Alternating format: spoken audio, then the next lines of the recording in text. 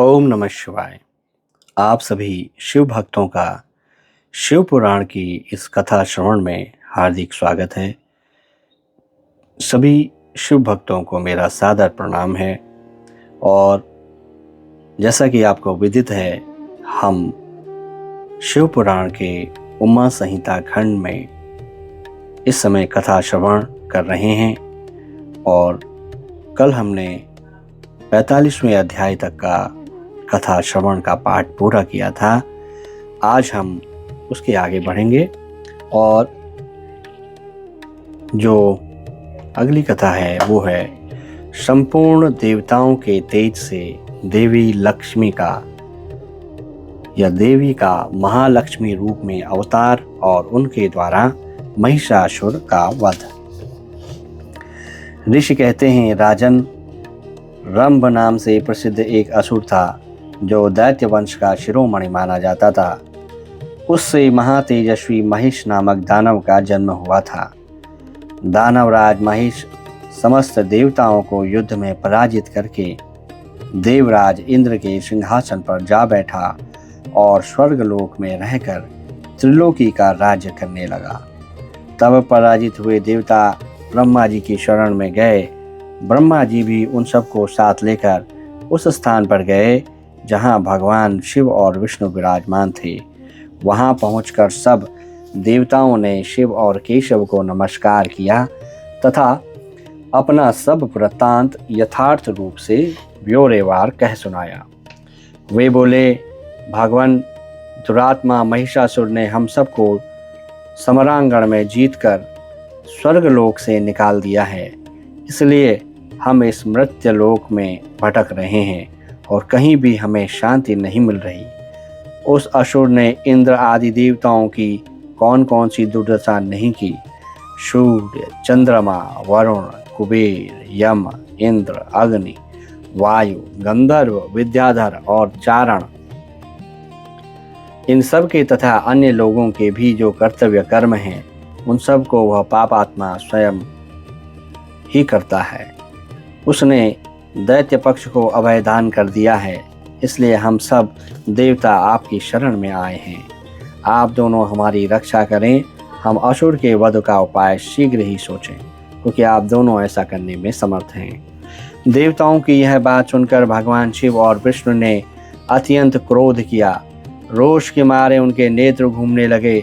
तब अत्यंत क्रोध से भरे हुए भगवान शिव और विष्णु के मुख से तथा अन्य देवताओं के शरीर से तेज प्रकट हुआ। तेज का वह महान पुंज अत्यंत प्रज्वलित हो 10 दिशाओं में प्रकाशित हो उठा। दुर्गा जी के ध्यान में लगे हुए सब देवताओं ने उस तेज की प्रत्यक्ष देखा। संपूर्ण देवताओं के शरीर से निकलकर हो अलग हुआ। वह अत्यंत भीषण तेज एकत्र हो एक नारी के रूप में परिणत हो गया। वह नारी साक्षात महिषमर्दिनी देवी थी। उनका प्रकाशमान मुख भगवान शिव के तेज से प्रकट हुआ था। भुजाएं विष्णु के तेज से उत्पन्न हुई थी। केश यमराज के तेज से आविर्भूत हुए थे। उसके दोनों स्तन चंद्रमा के तेज से प्रकट हुए थे। कटिभाग इंद्र के तेज से प्रकट था। जंघा और उरु वरुण के भाग तेज से प्रकट हुए थे। पृथ्वी के तेज से नितंब का और ब्रह्मा जी के तेज से दोनों चरणों का आविर्भाव हुआ था। पैरों की उंगलियां सूर्य के तेज से और हाथ की उंगलियां वसुओं के तेज से उत्पन्न हुई थी।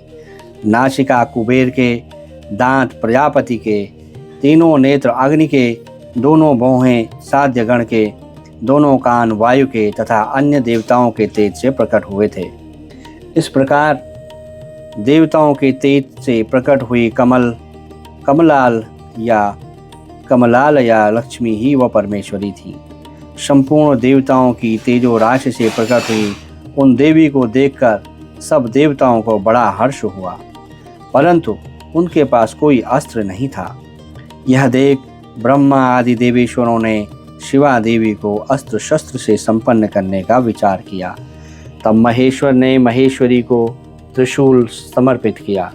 भगवान विष्णु ने चक्र, वरुण ने पाश, अग्निदेव ने शक्ति, वायु देवता ने धनुष तथा बाणों से भरे 2 तरकश और सचीपति इंद्र ने वज्र एवं घंटा प्रदान किए।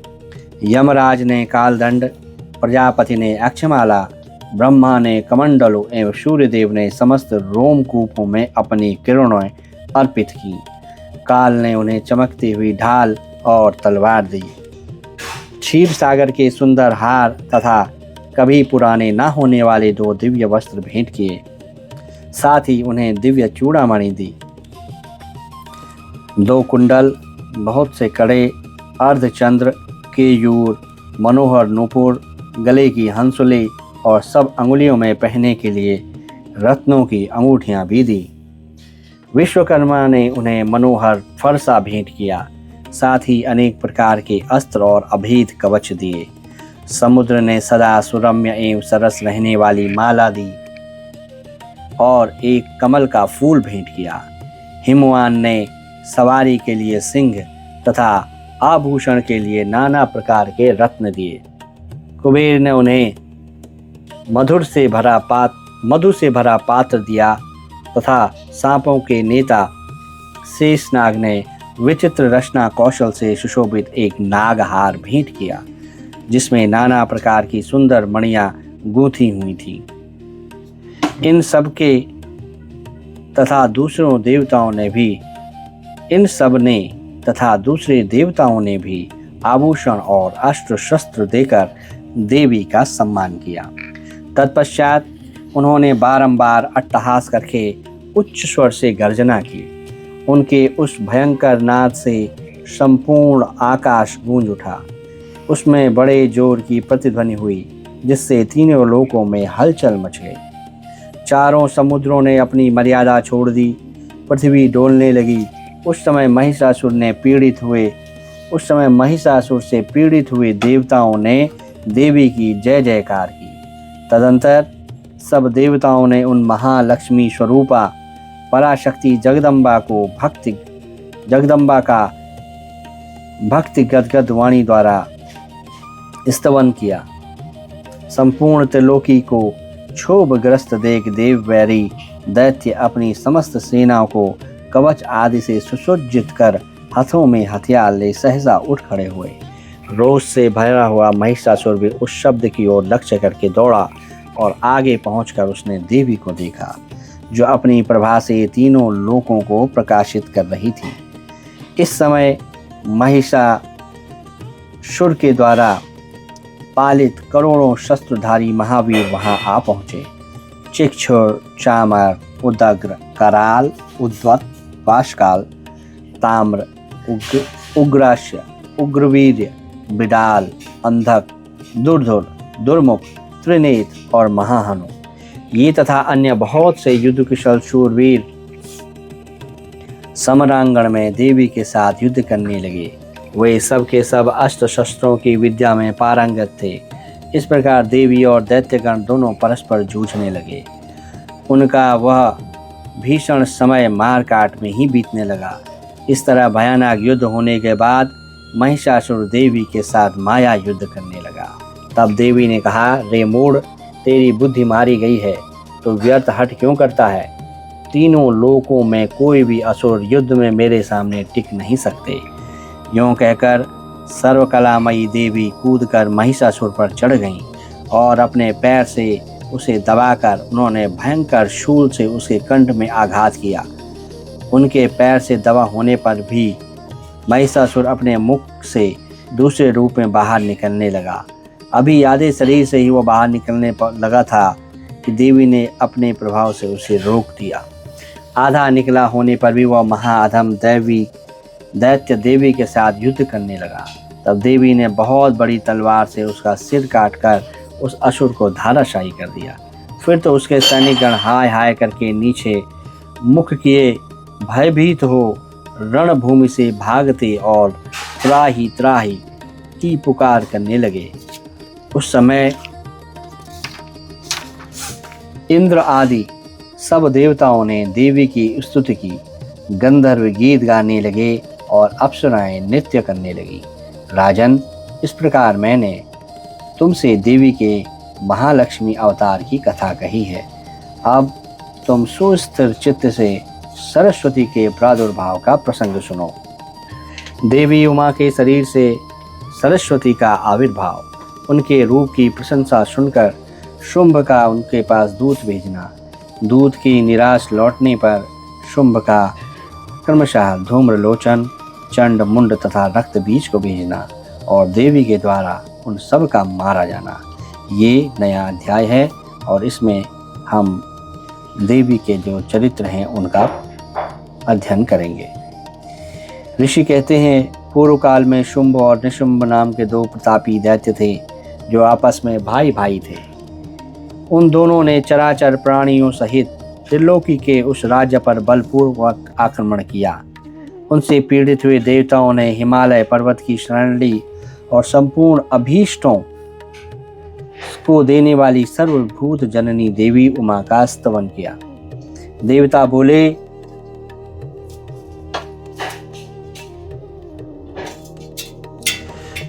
बोले, महेश्वरी दुर्गे आपकी जय हो। अपने भक्त जनों का प्रिय करने वाली देवी आपकी जय हो। आप तीनों लोकों की रक्षा करने वाली शिवा हैं। आपको बारंबार नमस्कार है। आप ही मोक्ष प्रदान करने वाली परा अम्बा हैं। आपको बारंबार नमस्कार है। आप समस्त संसार की उत्पत्ति, स्थिति और संहार करने वाली हैं। आपको नमस्कार है। कालिका और तारा रूप धारण करने वाली देवी आपको नमस्कार है। छिन्नमस्ता आपका ही स्वरूप है। आप ही श्री विद्या हैं। आपको नमस्कार है। हे भुवनेश्वरी आपको नमस्कार है। भैरव रूपिणी आपको नमस्कार है। आप ही बगलामुखी और धूमावती हैं। आपको बारंबार नमस्कार है। आप ही त्रिपुर सुंदरी और मातंगी हैं। आपको बारंबार नमस्कार है। अजिता, विजया, जया, मंगला और विलासिनी ये सभी आपके ही विभिन्न रूपों की संज्ञाएं हैं। इन सभी रूपों में आपको नमस्कार है। द्रौपदी माता अथवा कामधेनु रूप में आपको नमस्कार है। घोर आकार धारण करने वाली आपको नमस्कार है। अपराजिता रूप में आपको प्रणाम है। नित्या महाविद्या के रूप में आपको बारंबार नमस्कार है। आप ही शरणागतों का पालन करने वाली रुद्राणी हैं। आपको बारंबार नमस्कार है। वेदांत के द्वारा आपके ही स्वरूप का बोध होता है। आपको नमस्कार है। आप परमात्मा हैं। आपको मेरा प्रणाम है। अनंत कोटि ब्रह्मांडों का संचालन करने वाली आप जगदम्बा को बारंबार प्रणाम है। ये तो हिंदी में स्तुति है, लेकिन जो स्तुति की गई थी देवताओं के द्वारा वो संस्कृत में की गई थी। अब वो देखिए, अब वो आप सुनिए। देवा उचु मतलब देवताओं ने कहा, जय दुर्गे महेशानी, जय दुर्गे महेशानी, जयात्मीय जनप्रिय त्रैलोक्य त्राणकारिण्ये शिवाय ते नमो नमः। नमो मुक्त प्रदायिन्ये पराम्बे नमो नमः। नमः समस्त संसारोपस्थित चिंत्यकारिके कालिका रूप संपन्ने नमस्कृता नमस्ताराकृते नमः। छिन्नमस्ता स्वरूपाये श्री विद्याये नमोस्तुते। भुवनेशी नमस्तुभ्यं नमस्ते भैरवाकृते। नमोस्तु बगलामुख्ये धूमावत्ये नमो नमः। नमस्ते त्रिपुर सुंदर्ये मतंगेये नमो नमः। अजिताये नमस्तुभ्यं विजयाये नमो नमः। जयाये मंगलाये ते विलासिन्ये नमो नमः। दोग्ध्री रूपे नमस्तुभ्यं नमो घोराश्कृते स्तुते। नमो अपराजिताकारे नित्याकारे नमो नमः। शरणागत पालिन्ये रुद्राणे ते नमो नमः। नमो वेदांत वेद्याये नमस्ते परमात्मने। अनंत कोटि ब्रह्मांड नायिकाये नमो नमः। देवताओं के इस प्रकार की स्तुति करने पर वरदायिनी व कल्याण रूपिणी गौरा देवी बहुत प्रसन्न हुई। उन्होंने समस्त देवताओं से पूछा, आप लोग यहाँ किसकी स्तुति करते हैं? तब तब उन्हीं गौरी देवी के शरीर से एक कुमारी प्रकट हुई। यह सब देवताओं के देखते देखते शिव शक्ति से आदरपूर्वक बोली, माँ, ये समस्त स्वर्गवासी देवता निशुंभ और शुंभ नामक प्रबल दैत्यों से अत्यंत पीड़ित हो चुके हैं, अपनी रक्षा के लिए मेरी स्तुति करते हैं। पार्वती के शरीर कोश से वह कुमारी निकली थी, इसलिए कौशिकी नाम से प्रसिद्ध हुई। कौशिकी ही साक्षात शंभासुर का नाश करने वाली सरस्वती हैं। उन्हीं को उग्रतारा, महोग्रतारा भी कहा गया है। माता के शरीर से स्वतः प्रकट होने के कारण वे भूतल पर मातांगी भी कहलाती हैं। उन्होंने समस्त देवताओं से कहा, तुम लोग निर्भय रहो, मैं स्वतंत्र हूँ, अतः किसी का सहारा लिए बिना ही तुम्हारा कार्य सिद्ध कर दूंगी। ऐसा कहकर वे देवी तत्काल वहां से अदृश्य हो गईं। एक दिन शुंभ और निशुंभ के सेवक चंड और मुंड ने देवी को देखा। उनका मनोहर रूप नेत्रों को सुख प्रदान करने वाला था। उसे देखते ही वे मोहित और शुद्ध बुद्ध होकर पृथ्वी पर गिर पड़े। फिर होश में आने पर वे अपने राजा के पास गए और महाराज से सारा वृत्तांत कहकर सुनाया। महाराज, हम दोनों एक अपूर्व सुंदरी नारी देखी है। महाराज, हम दोनों ने एक अपूर्व सुंदरी नारी देखी है, जो हिमालय के रमणीय शिखर पर रहती है और सिंह पर सवारी करती है। चंड मुंड की यह बात सुनकर महान असुर शुंभ देवी के पास सुग्रीव नामक अपना दूत भेजा और कहा, दूत, हिमालय पर कोई अपूर्व सुंदरी रहती है, तुम उसके पास जाओ और उससे मेरा संदेश कहकर उससे आज्ञापूर्वक यहाँ ले आओ। उस आज्ञा का पालन करके दानव शिरोमणि सुग्रीव हिमालय पर गया और जगदम्बा महेश्वरी से इस प्रकार बोला। दूत ने कहा, देवी, दैत्य शुंभासुर आपके महान बल और विक्रम के लिए तीनों लोकों में विख्यात है। दैत्य शुंभासुर अपने महान बल और विक्रम के लिए तीनों लोकों में व्याप्त है। उनका छोटा भाई निशुंभ भी वैसा ही है। शुंभ ने मुझे तुम्हारे पास दूत बनाकर भेजा है, इसलिए मैं यहाँ आया हूँ। सुरेश्वरी, उसने जो संदेश दिया है उसे इस समय सुनो। मैंने समरांगण में इंद्र आदि देवताओं को जीतकर उनके समस्त रत्नों का अपहरण किया है। यज्ञ में देवता आदि के दिए हुए देवभाग का भी मैं स्वयं ही उपभोग करता हूँ। मैं मानता हूँ कि तुम स्त्रियों में रत्न हो, सब रत्नों के ऊपर स्थित हो, इसलिए तुम काम जनित रस के साथ मुझको अथवा मेरे भाई को अंगीकार करो। दूत के मुख से यह सुनकर, शंभु का संदेश सुनकर भूतनाथ भगवान शिव की प्राण वल्लभा महामाया ने इस प्रकार कहा। देवी बोली, दूत, तुम सच कहते हो, तुम्हारे कथन में थोड़ा सा भी असत्य नहीं है, परंतु मैंने पहले से ही एक प्रतिज्ञा कर ली है, उसे सुनो। जो मेरा घमंड चूर चूर कर दे, जो मुझे युद्ध में जीत ले, उसी को मैं पति बना सकती हूँ।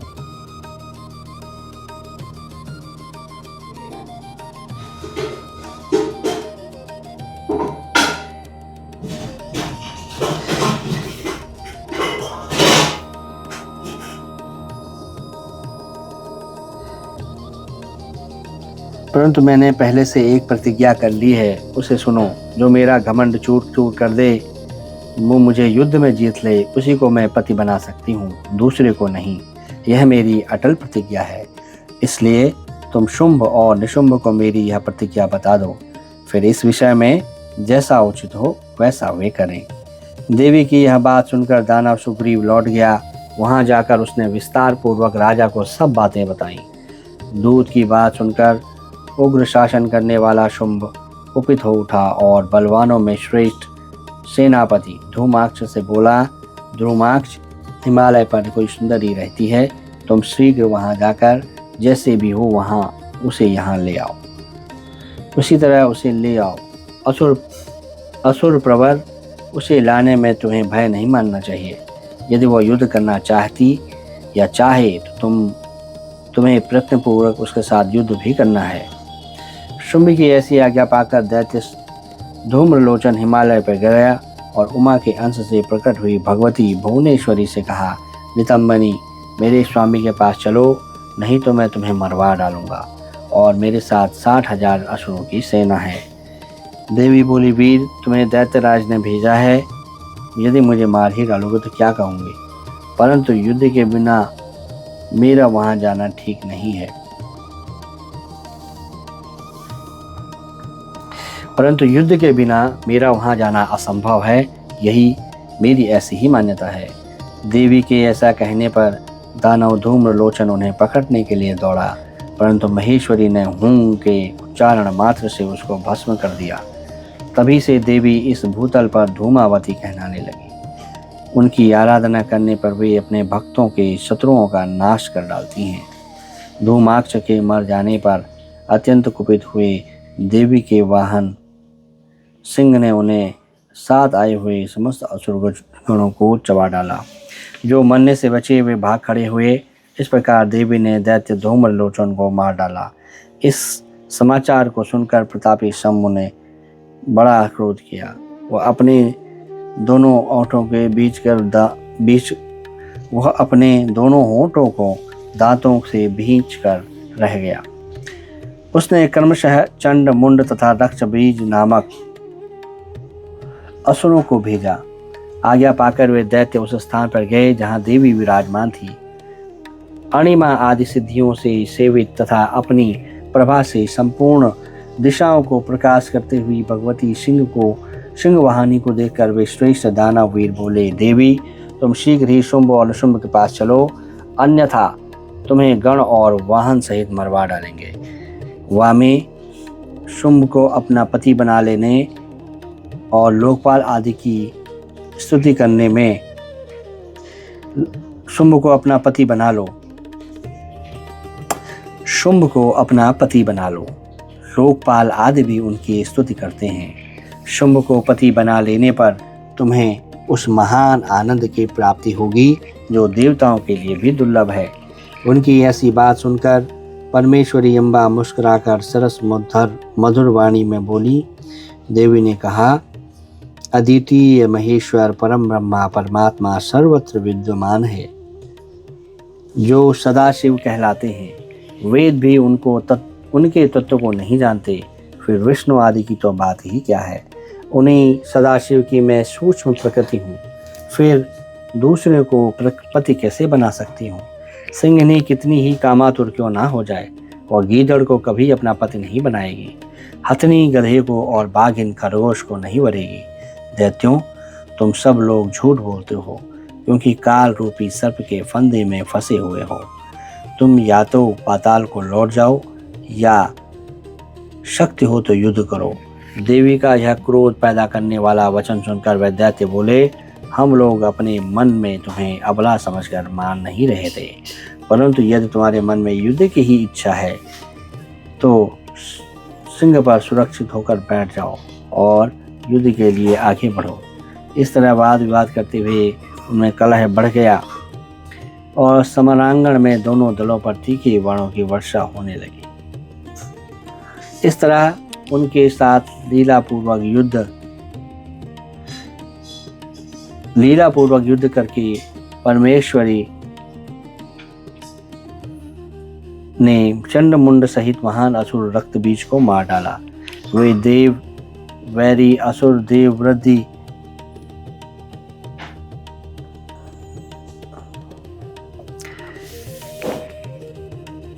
वे देव वैरी असुर द्वेष बुद्धि करके आए थे, तो भी अंत में उस उत्तम लोक की प्राप्ति हुई जिसमें देवी के भक्त जाते हैं। तो इस प्रकार मां अम्बा ने रक्त बीज और आदि असुरों का वध करके उनको उत्तम लोक प्रदान किया। इस प्रकार ये 47वां अध्याय यहाँ पे समाप्त होता है और इसके आगे की कथा हम अगले भागों में कहेंगे। तब तक आप सभी लोग इन कथाओं का श्रवण कीजिए और ऐसे इंसानों को या ऐसे व्यक्तियों को ये कथा श्रवण करा करके पुण्य का लाभ उठाएं जो स्वयं में ये स्वाध्याय या कथा श्रवण नहीं कर सकते। भगवान भोलेनाथ आप सभी के ऊपर अपनी कृपा बनाए रखें और विशेष रूप से भगवान भोलेनाथ को वो भक्त पसंद हैं जो भक्ति में लगे रहते हैं और भगवान भोलेनाथ की को स्मरण करते हैं, उनकी लीला कथाओं का वर्णन करते हैं। भगवान का आशीर्वाद आप सभी के ऊपर बना रहे। ओम नमः शिवाय।